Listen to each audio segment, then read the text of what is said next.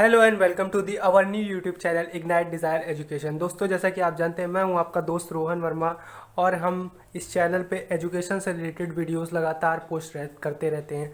तो लगातार educational videos को देखते रहने के लिए सब्सक्राइब करें हमारा नया यूट्यूब चैनल इग्नाइट डिज़ायर। आज के इस वीडियो में हम बात करेंगे मेमोरी यूनिट के बारे में। तो दोस्तों, जैसा कि आप लोग जानते हैं, पिछले वीडियो में मैंने सीपीयू के ऊपर बनाया था, तो उसमें मैंने दिखाया था कि सीपीयू का एक पार्ट होता है मेमोरी यूनिट, जो कि डेटा और इन्फॉर्मेशंस तथा इंस्ट्रक्शंस को स्टोर करता है। तो आइए जानते हैं कि क्या है ये मेमोरी यूनिट डीपली। सबसे पहले तो सवाल आता है, व्हाट इज मेमोरी। मेमोरी एक प्रकार का कलेक्शन होता है स्टोरेज रजिस्टर्स का, जिनका काम होता है डेटा और इन्फॉर्मेशंस को ट्रांसफ़र करने का इनपुट और आउटपुट यूनिट में, और ये सभी प्रकार के इंटरमीडिएट रिजल्ट्स को स्टोर करता है। और ये जो भी ट्रांसमिशन कंप्यूटर में इनपुट और आउटपुट यूनिट के मध्य होता है वो मेन मेमोरी से ही होकर जाता है। इसके अलावा इसमें डेटा 2 लॉजिक लेवल्स में सेव होते हैं, लॉजिक 1 और लॉजिक 2। अब बात करते हैं टाइप्स ऑफ मेमोरी, यानी मेमोरी आखिर कितने प्रकार की होती है। तो मेमोरी बेसिकली 2 प्रकार की होती है, प्राइमरी मेमोरी और सेकेंडरी मेमोरी। ये मेमोरी का चित्र है, कुछ इस प्रकार की दिखाई देती है सीपीयू के अंदर मेमोरी। तो अब डिस्कस करते हैं प्राइमरी मेमोरी के बारे में। Primary memory basically computer motherboard के बहुत ही पास होती है, क्योंकि इसके थ्रू ही सीपीयू बहुत ही क्विकली रिस्पॉन्ड करता है। और यहाँ पे डेटा के डिलीवर होने का टाइम नहीं होता इस मेमोरी के पास, क्योंकि जैसा कि अब मैंने आपको पिछले पॉइंट में ही बताया कि सीपीयू इसी के कारण काफ़ी क्विकली रिस्पॉन्स करता है। बेसिकली इसके 2 प्रकार होते हैं, रैंडम एक्सेस मेमोरी यानी रैम, और दूसरा रीड ओनली मेमोरी यानी। दोस्तों, फर्स्ट काइंड होता है प्राइमरी स्टोरेज का रैम यानी रैंडम एक्सेस मेमोरी। ये बाकी स्टोरेजेस की तुलना में काफ़ी क्विक होती है और ये एक प्रकार की वॉलेटाइल मेमोरी है, और इसमें सेव होने वाला डेटा परमानेंटली सेव नहीं होता, यानी कि जैसे ही कंप्यूटर को हम टर्न ऑफ करेंगे इसमें मौजूद डेटा डिलीट हो जाएगा।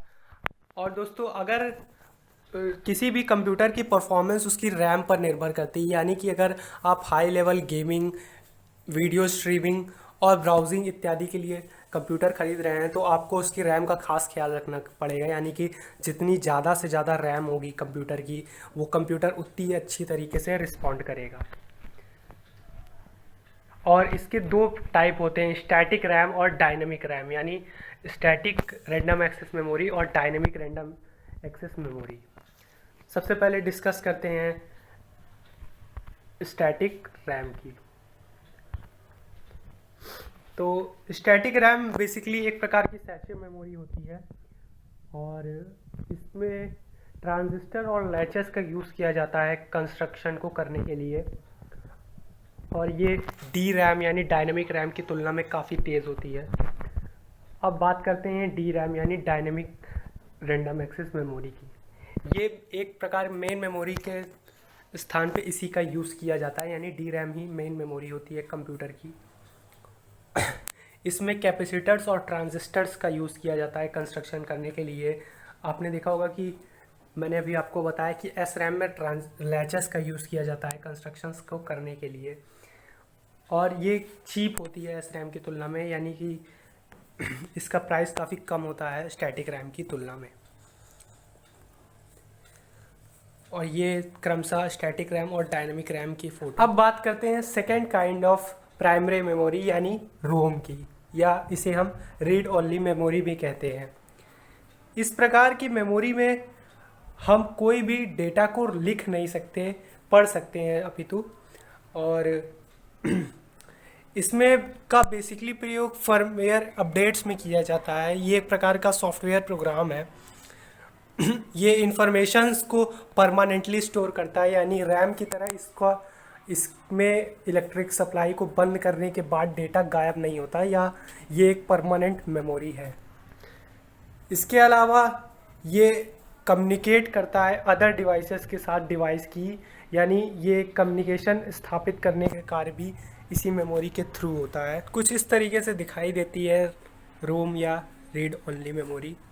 अब बात करते हैं टाइप्स ऑफ रोम की, यानी ये कितने प्रकार की होती है। तो बेसिकली रोम 5 प्रकार की होती है।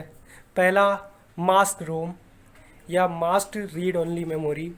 सेकंड पी रोम यानी प्रोग्रामेबल रीड ओनली मेमोरी। तीसरा ईपी रोम यानी erasable programmable read only memory. चौथा है फ्लैश रोम और पांचवा है ईई रोम यानी कि electrical erasable read only memory. तो आइए जानते हैं इसके प्रकारों के बारे में। सबसे पहला प्रकार तो होता है मास्क्ड रीड ओनली मेमोरी। और अब जानते हैं कि इसका प्रयोग हम कहाँ कहाँ करते हैं। इनका प्रयोग बेसिकली सर्वर ऑपरेटिंग सिस्टम्स में किया जाता है। Storing fonts for laser printers यानी कि लेज़र प्रिंटर्स में इनका यूज़ किया जाता है एमरोम का। तीसरा नेटवर्क ऑपरेटिंग सिस्टम्स में एमरोम का यूज़ किया जाता है। चौथा स्टोरिंग साउंड डेटा इन इलेक्ट्रॉनिक म्यूजिकल इंस्ट्रूमेंट्स यानी कि इलेक्ट्रॉनिक म्यूजिकल इंस्ट्रूमेंट्स में एमरोम का यूज़ किया जाता है। सेकेंड काइंड ऑफ रोम होता है पी रोम यानी प्रोग्रामेबल रीड ओनली मेमोरी। तो आइए अब जानते हैं इनके उपयोगों के बारे में। तो फर्स्ट ऑफ ऑल तो पी रोम का यूज़ मोबाइल फ़ोन्स में किया जाता है सबसे पहले तो। दूसरा इम्प्लीमेंटेबल मेडिकल डिवाइसेस में इनका यूज़ किया जाता है, यानी मेडिकल डिवाइसेस में इसका यूज़ किया जाता है। अब तो पहले बात करते हैं कि इनका यूज़ मोबाइल फ़ोन्स में क्यों किया जाता है। क्योंकि जैसा कि नाम से लिख रहा है कि प्रोग्रामेबल रीड ओनली मेमोरी, तो इसको हम प्रोग्राम्ड कर सकते हैं। और आप जानते हैं कि मोबाइल में बनने वाले एप्लीकेशंस किसी प्रोग्रामिंग लैंग्वेज के थ्रू ही बनाए जाते हैं, जैसे जावा एट्सेट्रा। तो अन्य किसी वीडियो में हम इस बारे में डिस्कस करेंगे। थर्ड होता है वीडियो गेम्स में इनका यूज़ किया जाता है, क्योंकि वीडियो गेम्स भी किसी प्रोग्रामिंग लैंग्वेज पे बने होते हैं, जैसा कि हम जानते हैं। चौथा मल्टीमीडिया इंटरफेस में इनका यूज़ किया जाता है।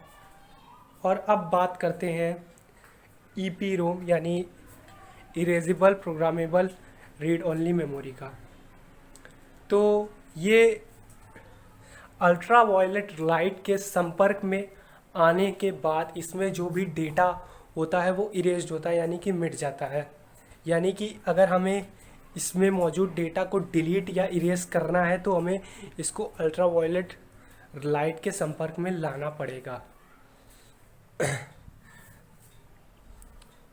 इसको हम सिस्टम में लगे होते समय हम इसमें मौजूद डेटा को इरेज्ड नहीं कर सकते। ये इसकी सबसे बड़ी कमी है। तो दोस्तों अब बात करते हैं फ्लैश रोम की।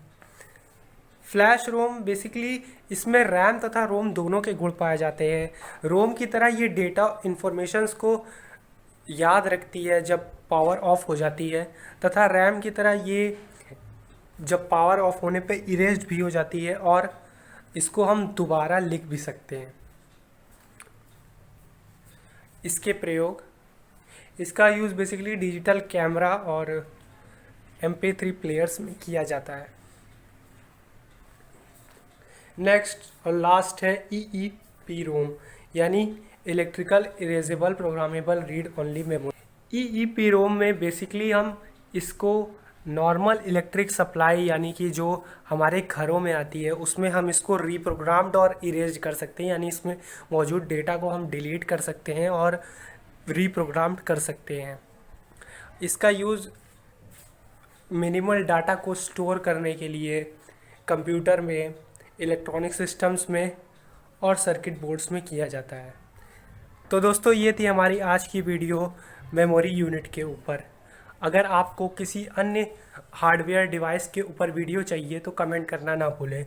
और दोस्तों अगर आपको ये वीडियो पसंद आई है तो लाइक, शेयर और सब्सक्राइब ज़रूर करें हमारे इस चैनल को, क्योंकि ये हमें दिल से खुशी देगा और प्रेरित करेगा नेक्स्ट वीडियोज़ को बनाने के लिए। Thanks for paying attention.